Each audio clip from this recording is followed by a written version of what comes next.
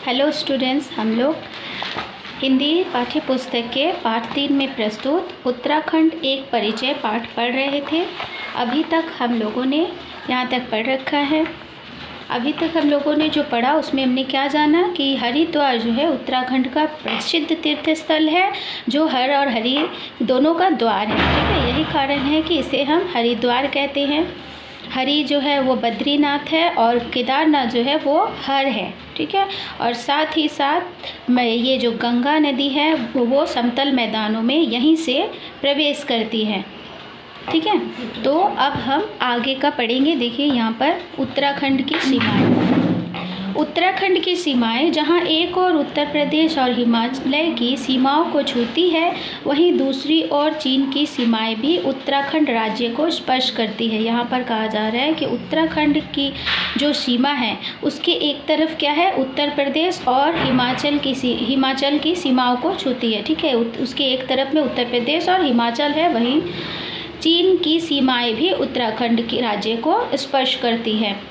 सिखों का प्रसिद्ध गुरुद्वारा हेमकुंड साहिब भी उत्तराखंड में ही स्थित है। यहाँ पर देखिए सिखों के प्रसिद्ध गुरुद्वारे का नाम दिया हेमकुंड साहिब। यह सिखों का प्रसिद्ध गुरुद्वारा है, यह भी उत्तराखंड में ही स्थित है, उत्तराखंड में ही स्थित है। इस गुरुद्वारे के दर्शन के लिए देश विदेश से सिखों के जत्थे पहुंचते हैं। ये जो हेमकुंड साहिब गुरुद्वारा है, इस गुरुद्वारे के दर्शन करने के लिए देश विदेश से जो सिख लोग हैं वो यहाँ पर आते हैं, दर्शन करते हैं। 6 राष्ट्रीय उद्यान जिसमें Corbett national park, Rajaji national park, Nanda Devi national park, Kedarnath अभ्यारण्य तथा विश्व प्रसिद्ध फूलों की घाटी भी शामिल है, यहीं पर स्थित है। यहाँ पर 6 राष्ट्रीय उद्यानों के बारे में बताया जा रहा है। जो 6 राष्ट्रीय उद्यान है वो भी उत्तराखंड में ही स्थित है। उन 6 राष्ट्रीय उद्यानों के नाम यहाँ पर दिए हुए हैं। इस राज्य की समस्त पर्वत श्रृंखलाएं चीड़ एवं देवदार के घने वनों से आच्छादित है। यहाँ पर कहा जा रहा है जो ये उत्तराखंड राज्य है उसकी जो पर्वत श्रृंखलाएँ हैं वो उसमें चीड़ और देवदार के वृक्ष जो है बहुत मात्रा में पाए जाते हैं। इसके जो वन हैं, जो घने वन है उसमें चीड़ और देवदार के वृक्ष भरे पड़े हुए हैं, क्योंकि पहले ही बता दिया गया उत्तराखंड कहाँ स्थित है, ये हिमालय की तलहटी में स्थित है। इसलिए यहाँ की जो पर्वत श्रृंखला है उसमें घने वन पाए जाते हैं और जिसमें चीड़ और देवदार के वृक्ष बहुतायत मात्रा में मिलते हैं। पर्वतों की तलहटी में वनों के घने जंगल है। यह कहा जा रहा है कि जो पर्वतों की तलहटी है उसमें बहुत घने जंगल मिलते हैं। इन वनों से प्राप्त लकड़ियाँ मानव जीवन को विभिन्न आवश्यकताओं को पूर्ण करती हैं।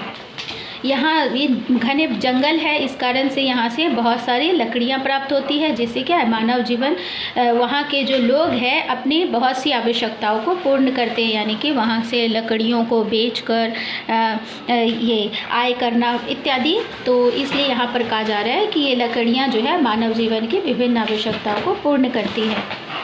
यहाँ के हिम आच्छादित क्षेत्रों में गर्म पानी के स्रोत यात्रियों को आश्चर्यचकित कर देते हैं। हिम आच्छादित क्षेत्र जो है यानी बर्फ से घिरे हुए जो क्षेत्र है वहाँ का गर्म पानी का जो स्रोत है वो यात्रियों को बहुत ज़्यादा आश्चर्यचकित कर देता है। ठीक है, पर्वतीय क्षेत्रों की सरल जीवन शैली सैलानियों को प्रभावित करती है, परंतु पर्वतीय क्षेत्रों का जीवन सुगम नहीं है।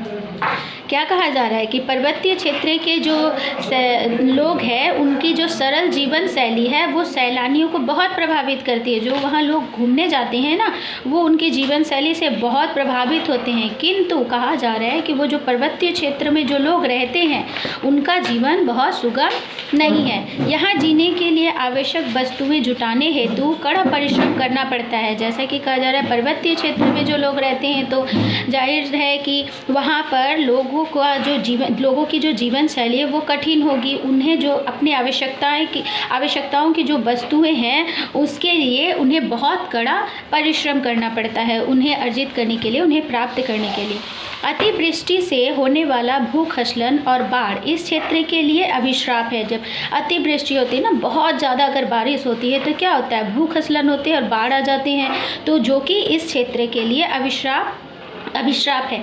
निशानेबाज जसपाल राणा और पर्वतारोही बछेंद्री पाल ने इस राज्य का नाम विश्व में रोशन किया है। देखो उत्तराखंड राज्य के ही थे जो जसपाल राणा है ना, वो प्रसिद्ध निशानेबाज है, और पर्वतारोही बछेंद्री पाल जो है वो भी इसी राज्य के ही हैं, जिन्होंने ये उत्तराखंड राज्य का नाम पूरे विश्व में रोशन किया है।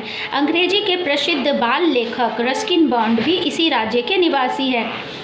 जो बाल लेखक है, अंग्रेजी के बाल लेखक है, वो बहुत प्रसिद्ध है, उनका नाम है रस्किन बॉन्ड, वो भी उत्तराखंड राज्य के ही निवासी हैं। इस प्रकार कहा जा सकता है कि प्रकृति और प्रतिभाओं से पूर्ण यह राज्य देश का प्रमुख राज्य है। तो हम क्या कह सकते हैं कि ये जो राज्य है देश का प्रमुख राज्य है, जो कि प्रकृति और प्रतिभाओं से परिपूर्ण है, भरा हुआ है। यहाँ पहाड़ी क्षेत्रों पर सीढ़ीनुमा खेतों से सेब आलू बोए जाते हैं।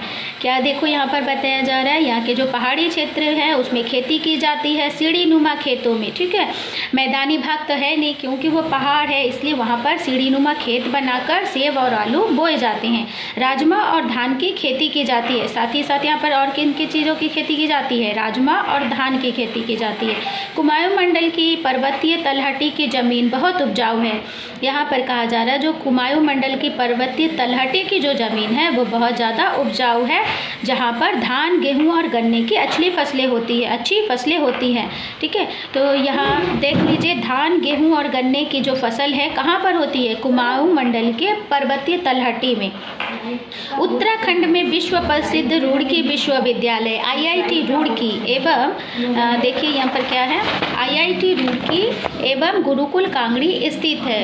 ये जो विश्व प्रसिद्ध विश्वविद्यालय है IIT का रुड़की विश्वविद्यालय वह और गुरुकुल कांगड़ी वो भी उत्तराखंड में ही स्थित है। हरिद्वार में संस्कृत की शिक्षा लेने के लिए दूर दूर से विद्यार्थी आते हैं। यहाँ जो हरिद्वार में क्या करते हैं, बहुत दूर दूर से विद्यार्थी संस्कृत की शिक्षा लेने के लिए हरिद्वार आते हैं। देहरादून भी उत्तरी भारत का प्रमुख शिक्षा केंद्र है। यहाँ पर कहा जा रहा है देहरादून जो कि उत्तराखंड की राजधानी है, स्थायी नहीं अस्थायी कहा गया तो कह सकते हैं। तो देहरादून को क्या कहा जा रहा है, उत्तर भारत के शिक्षा का प्रमुख केंद्र कहा जा रहा है, ठीक है। देहरादून की लीची सारे देश में प्रसिद्ध है। देहरादून में जो लीची मिलती है वो विश्व प्रसिद्ध है। इस प्रकार उत्तराखंड एक प्राकृतिक सौंदर्य की विविधताओं से संपन्न राज्य है। हिमालय के सौंदर्य को शब्दों की सीमा में बांधा नहीं जा सकता। हमारी संस्कृति का क्रीडांगन है यह उत्तराखंड। इस प्रकार हम क्या कह सकते हैं कि उत्तराखंड जो है एक प्राकृतिक सौंदर्य की विविधताओं से संपन्न राज्य है। मतलब कि यहाँ पर प्रकृति का जो सौंदर्य है वो हमें बहुत से रूपों में देखने को मिलता है।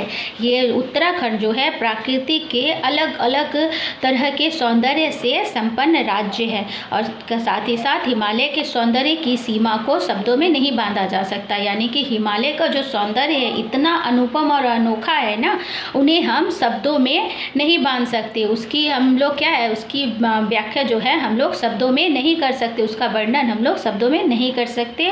और इसलिए कहा जा रहा है उत्तराखंड जो है संस्कृति का क्रीडांगन है, ठीक है। तो यहाँ पर ये पाठ कंप्लीट हो गया। आशा करती हूँ कि आप लोगों को सब समझ में आया होगा। Okay, thank you.